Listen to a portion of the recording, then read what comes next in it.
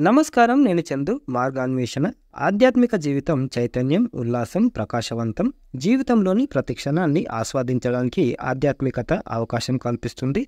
ఆధునిక జీవితంలోని దుఃఖం, నిరాశ, నిస్పృహలను అది తొలగిస్తుంది. మనిషిలోని అలసటను పోగొట్టి సరికొత్త శక్తినిస్తుంది. స్ఫూర్తి నింపుతుంది. సృజనాత్మకంగా చేస్తుంది.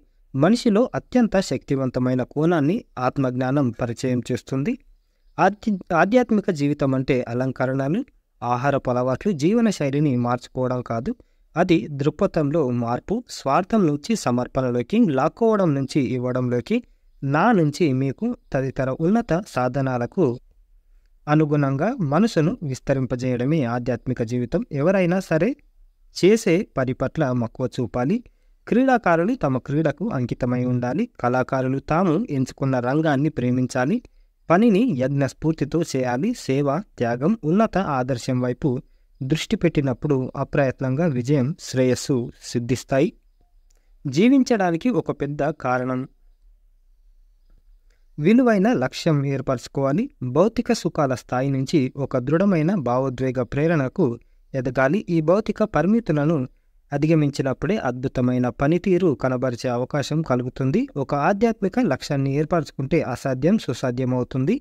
కేవలం భౌతిక శ్రేయస్సును కాంక్షించే వ్యక్తి సైతం జ్ఞానోదయమైన ఆత్మను అనుసరించాల్సిన అవసరం ఉందని ముండకోపనిషత్తు చెబుతుంది.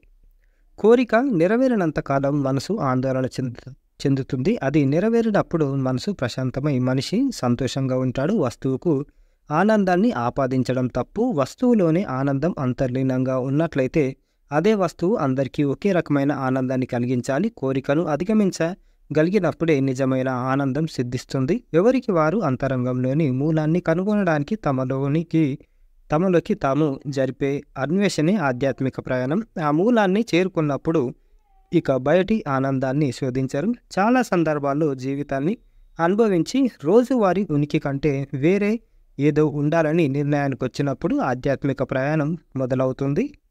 ఆధ్యాత్మిక ప్రయాణంలో ఒక ముఖ్యమైన విషయం మీరు మీ పట్ల, మీ చుట్టూ ఉన్నవారి పట్ల మరింత దయ, సానుభూతితో ఉండడం. ఆధ్యాత్మిక ప్రయాణంలో సహజంగానే ఇతరుల కష్టాలు, సంతోషాల్లో పాలు పంచుకోవడం ప్రారంభిస్తారు. దయతో కూడిన చర్యలు దైనందిన జీవితంలో ఒక భాగం అవుతాయి. చుట్టూ ఉన్నవారికి సాయపడడంలో ఆనందాన్ని పొందుతారు. ఇతరుల పట్ల మరింత కనికరంతో ఉన్నారని మీరు భావిస్తే సరైన మార్గంలో ఉన్నట్లే. ప్రయాణ వేగం, మార్గం, విధానం, మీకున్న పరిపక్వత అంటే మెచ్యూరిటీ, గత అనుభవాల సంపదలపైన ఆధ్యాత్మిక యాత్ర ఆధారపడి ఉంటుంది. సత్యాన్ని చేరుకోవడానికి అసంఖ్యాకమైన మార్గాలు ఉన్నాయి.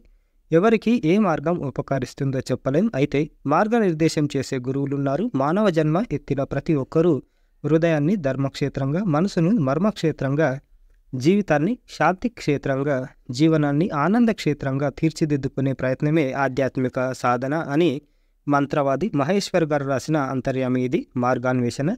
లైక్ చేయండి, షేర్ చేయండి, సబ్స్క్రైబ్ చేయండి. Thank you. ధన్యవాదాలు.